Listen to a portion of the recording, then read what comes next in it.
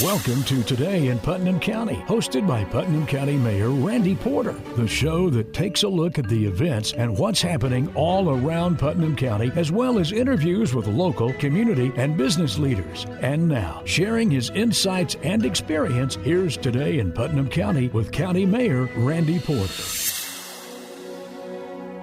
Thanks for joining us this week. I'm County Mayor Randy Porter. I'm your host for Today in Putnam County. My guest this week, I call him the voice of the Upper Cumberland. He's one of our great radio personalities for many years here in Putnam County and now in the Upper Cumberland and probably in Middle Tennessee.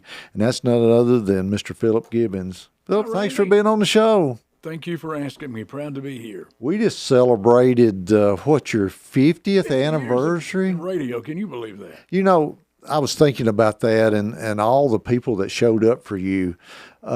To fill that place down at Delmonico, now think about this, Philip.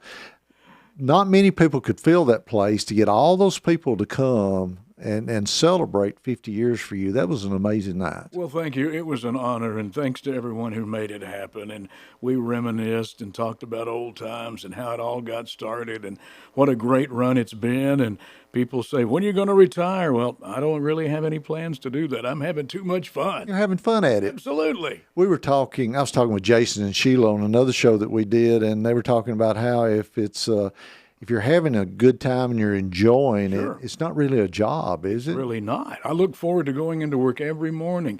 Maybe if there comes a morning that I decide, or I wake up and it's like, you know what, this is not fun anymore, then maybe that'll be a signal. Yeah. But I don't anticipate that anytime soon.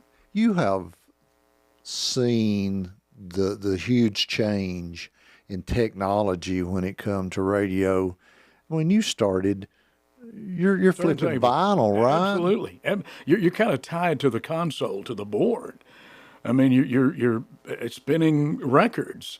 When one runs out, you start the next one. Got to have that other one ready, exactly, right? And the commercials are in what were called cart machines. There was no digital technology, no CDs back then. I mean, you were live and local and on the spot right there. You go back to the early days. I know WHUB's been around a long time, but you just kind of, your youth. Well, did you always want to be a radio personality? You know, my parents would tell me that when I was a little bitty guy that I would watch TV and imitate the weatherman and, you know, and I would get a microphone of some type. Yeah. I don't know what it would be made out of, tinfoil or something, and pretend that I was doing the weather or news. Maybe I was more thinking about television, but eventually got into radio at the age of 15 and had a friend that was working at the radio station, and I would kind of go sit with him and watch him do his thing, and I thought, well, I want to do this too. And you started when WHUB was still downtown, or WPTN, or let me kind of tell the story, if you don't mind, quickly. It was WPTN AM radio. We were on the square in the Jerry Whitson building.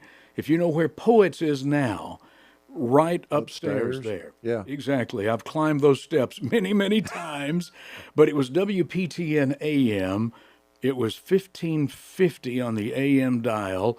Eventually, and that was in 74 when I started. Yeah. Eventually, it became WPTN FM. Yeah. We petitioned the FCC, or the owners did, Drew Huffines and Bob Gallagher, for an FM signal, and they were given 94.3 FM. So it was WPTN AM and FM. Eventually, the call letters changed to WGSQ FM 94.7, and that became the country giant 100,000 watts, and that's kind of how it all started. But, you know, WPTN is still in our family of stations, as you know. That was a big deal to go from AM to FM, though, right? It absolutely was. Because sign-on, well, it depended on what month it was, but it was a daytime station. Yeah. You would sign on at a certain time and sign off at a certain time. Like the Star Spangled Banner, didn't you? Yes, exactly. we would sign on with, I forget exactly what it was, but I remember exactly what I would say when it was time to, when I turned the radio station on, and then sign off. Yeah. You had to go through this. This concludes another day of broadcasting on WPTN. Join us tomorrow at a certain time for the broadcast day to resume. And yeah, absolutely. So many changes. Oh, wow.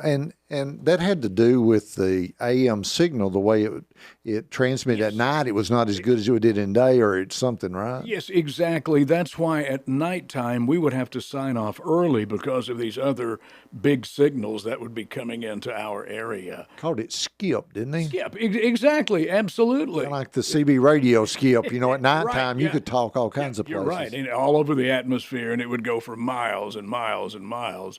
So we were only at that time 250 watts. Right.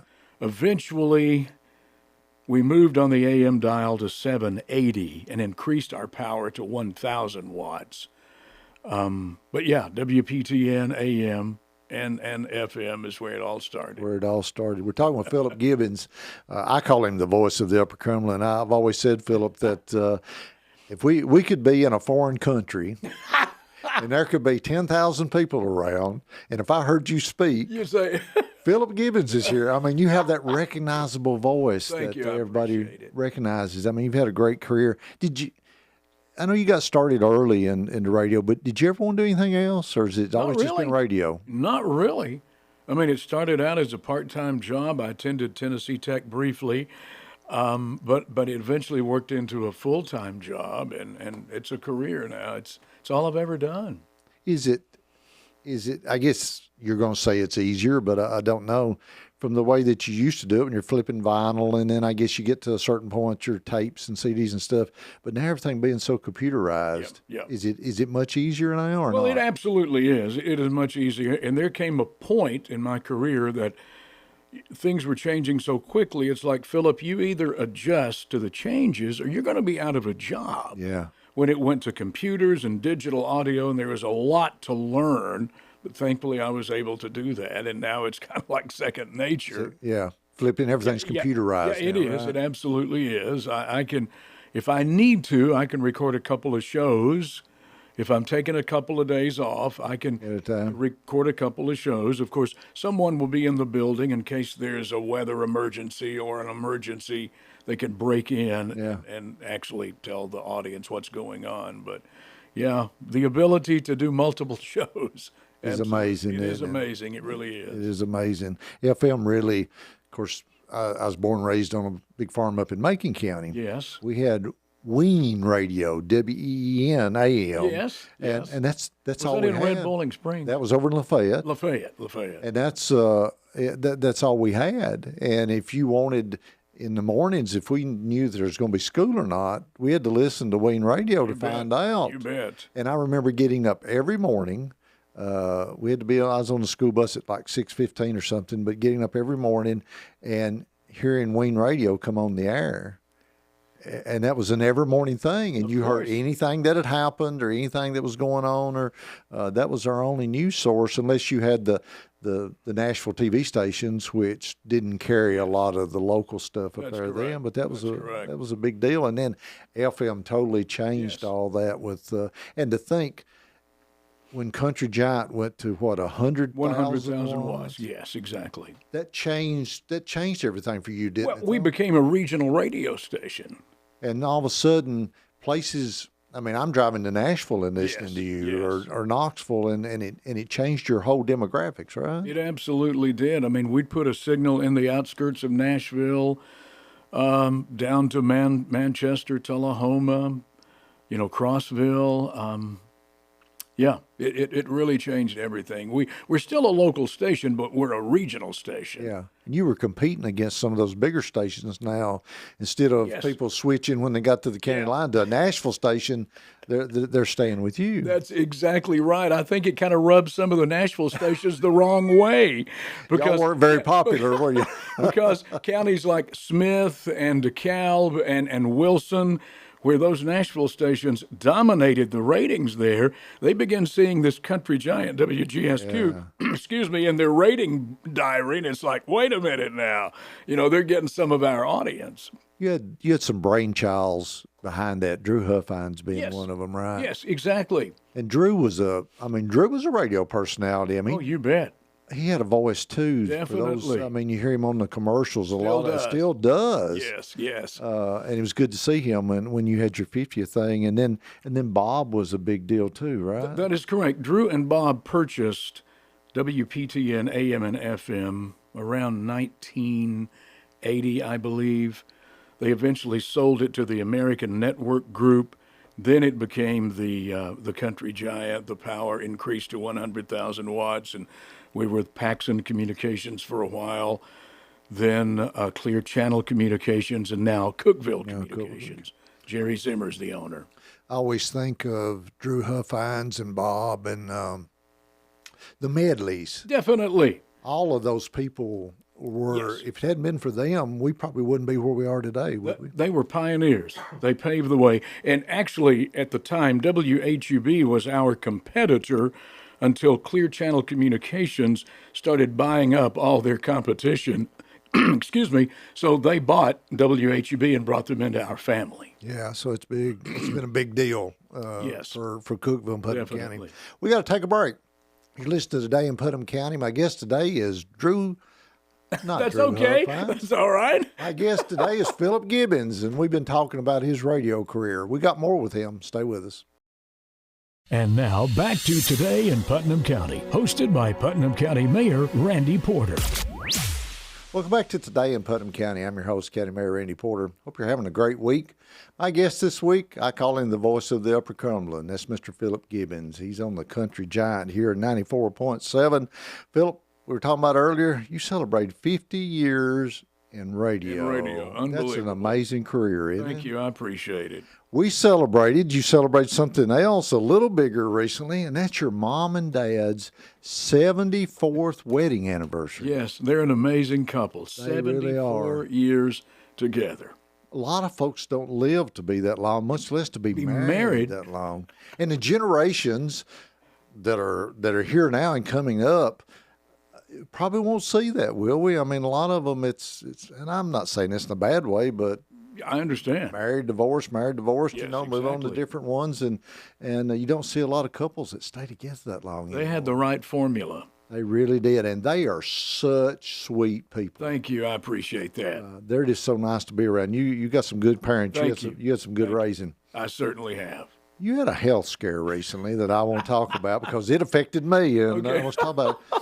You're exercising, you're walking, you think you're in pretty good health, but you find out something a little different, right? Yeah, I'm bebopping. Tell us how that came Sure. about. Yeah, I'd be more than happy to. If you know anything about me, you know that I've been a walker and exerciser for 30, 40 years, going to the YMCA. And, of course, look at my parents, Yeah, their healthy. longevity. Yeah. Felt great, no symptoms of any kind. My primary care physician, Dr. Brian Wagner, noticed my cholesterol was a little high, not excessive. He said, I want you to do a coronary calcium test. And you said, what? I said, okay, what is that? Yeah. And he explained to me, you just go to imaging and they take a couple of pictures. You're out in just 15 or 20 minutes. It's like, okay, I'll have that done. So they call me back on a Friday. And anytime the doctor, worst day of the worst week. time. And here's what they said. Philip, can you come in Monday and we'll discuss your test with you? It's like, tell me now. You're going to make me wait the whole weekend to Yes, know. exactly. I said, okay, but I knew then if it had been great news, they would have said, Yeah. hey, everything's great. So I go in Monday, and he explains to me what a coronary calcium test is. And, a low score, 0 to like 100 is perfect, but anything over like 500, they need to really take a look at that. Well, mine was 1,100. Wow. So further testing revealed that I had 4 blockages, 75% or more. Wow. Walking 2 miles a day, up hills, lifting weights, feeling No symptoms whatsoever. none. Zero. So I thank God for the coronary He was watching over you. calcium test. Absolutely. And I encourage everyone to ask your doctor about it. It may not be right for you. But it either saved my life or kept me from having a major Massive heart attack. event. Absolutely. So you went and had open heart surgery, I did. right? Yeah, right here at Cookeville Regional Medical Center. I can't say enough about the hospital, the heart center, the care before, during, and after. It was unbelievable, amazing. You've kind of become the poster child for CRMC. I see your face on billboards and a lot of their literature, but you're the perfect example of making sure that you're aggressive with your health care.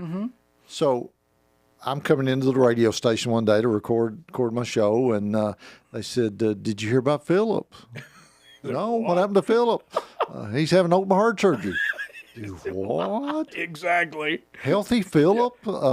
And they then I saw you later, and you were telling me the story about it, and I thought, okay, mine's always been pretty good, you know.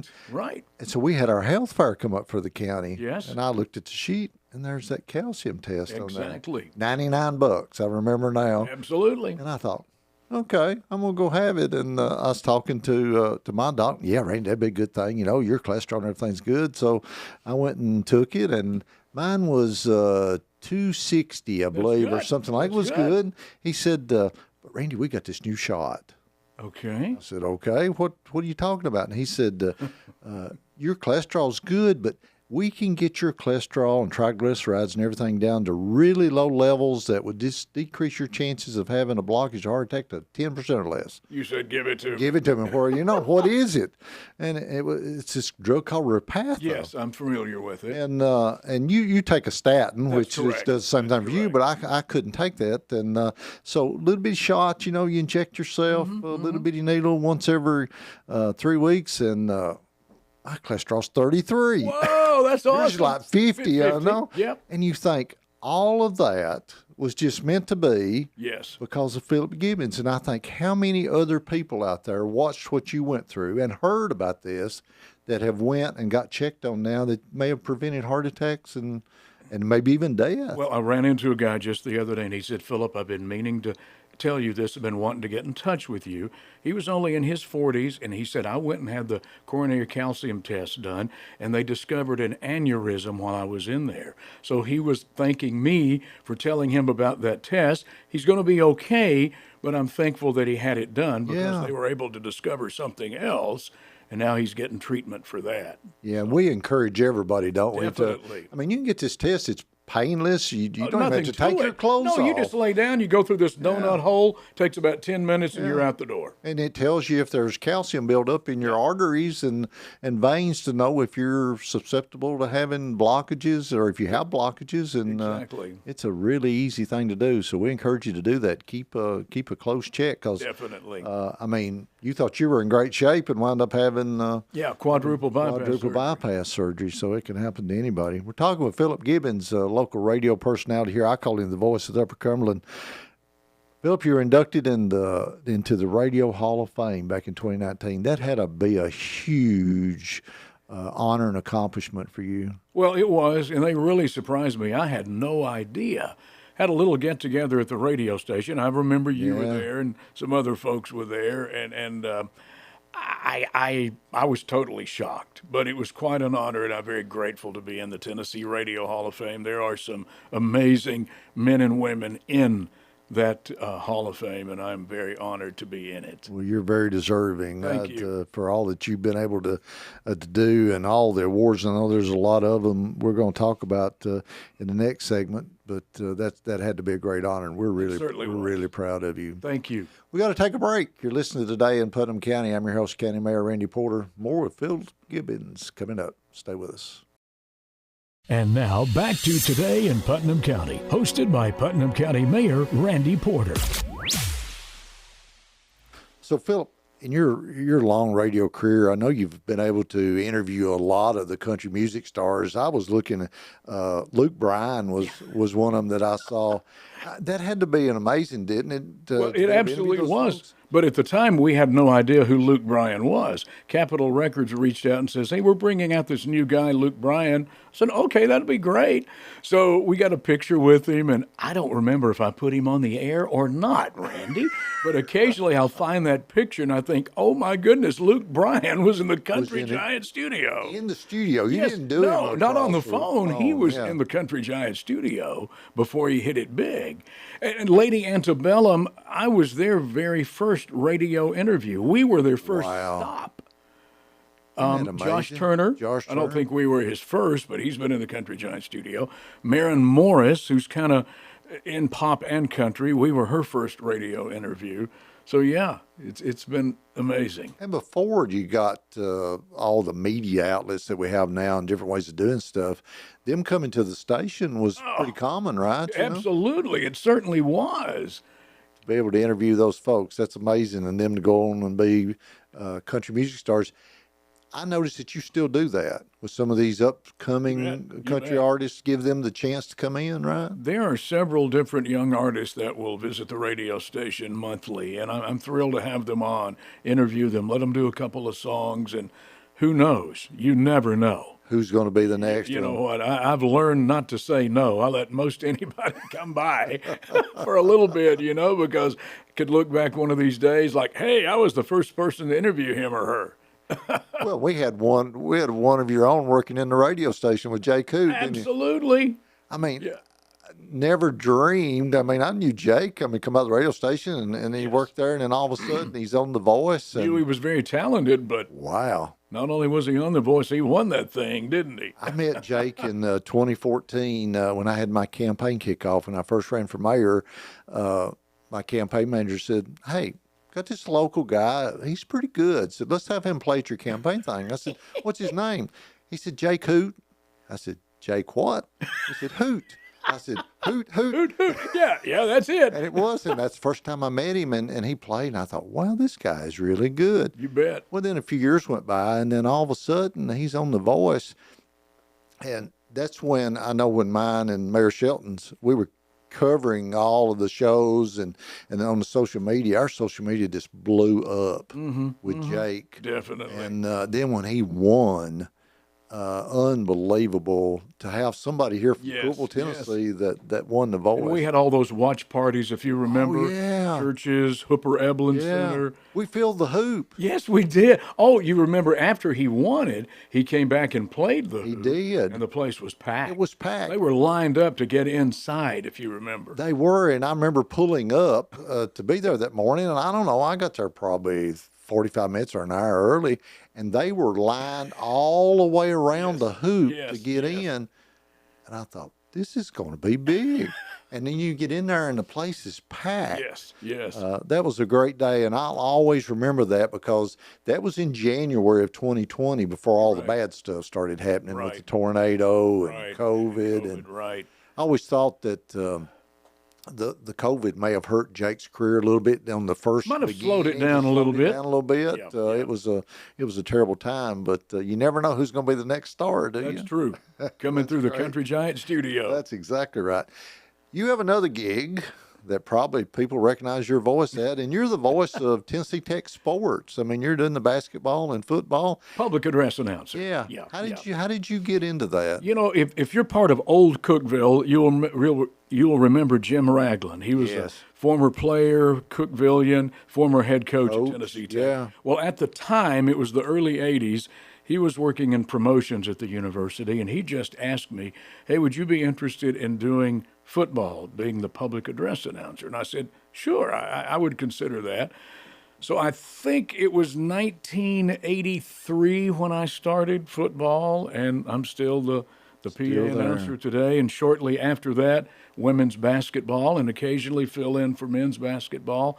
But yeah, I feel like I'm part of the Tech family. Which one's the toughest to announce, the basketball or football? Is there one that's tougher than the other? Well, the thing about football is I'm not really doing play-by-play. Yeah. I'm announcing, the pass was complete, the quarterback made the pass, so and so on the run. I got a great spotter, That's doing all Bobby the, Garrison. yeah. Were it not for Bobby, he can tell me quickly, this guy made the tackle, this guy made the catch, and and I don't have a spotter in basketball, but it's easier to keep up with the action because you're not so far away Right. from it. Right. You don't have a spotter in basketball. No, I You're don't. just doing it. Yeah, it's just tell who made the basket, Yeah. who the foul was on, and announcements throughout the game. Yeah. So it's fairly easy. Are you excited about the new stadium at Tech coming I up? am so excited. I've noticed there's more bulldozers over there digging around, so I'm hoping that we see some concrete and some steel eventually, and so excited about Tech football. It's going to be amazing. Yes, I think it with is. that new stadium, I think it's going to.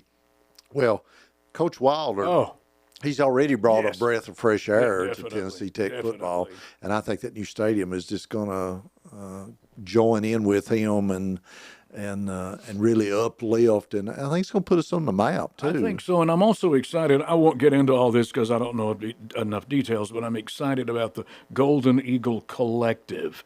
The NIL, it's changing the face of athletics. And Wow. now Tennessee Tech has a NIL collective, Golden Eagle Collective, and that's certainly helping It's in a got lot of to. different ways. What's it like to host the Grand Ole Opry? That to me is that the ultimate?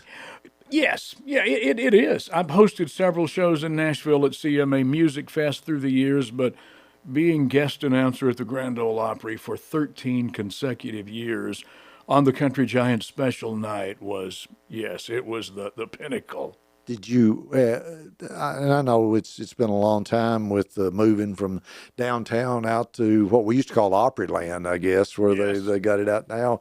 But to just be on that stage, when you think about all the stars that have been on that, Talk about goosebumps. were you nervous the first time? Absolutely. I certainly was. Certainly was. I remember the first night I was guest announcer, Keith Bilbrey Yeah. was the announcer, so it was great to be with Keith, and he helped me calm me down a little bit. But it was a great run. I certainly enjoyed it. Keith, talking about Keith, he's another one of the great. There you go. He's in the Radio Hall of Fame. Absolutely. We celebrated Yes. at the Chamber with him not long ago, didn't we? I think it was about a year ago, maybe.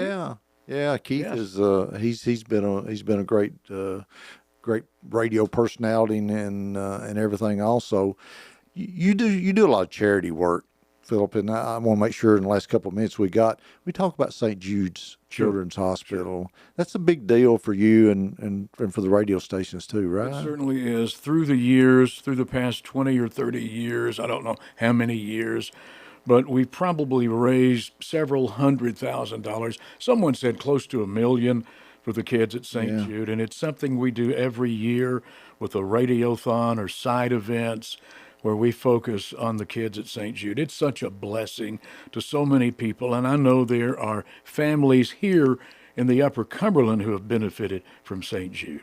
That's a special place.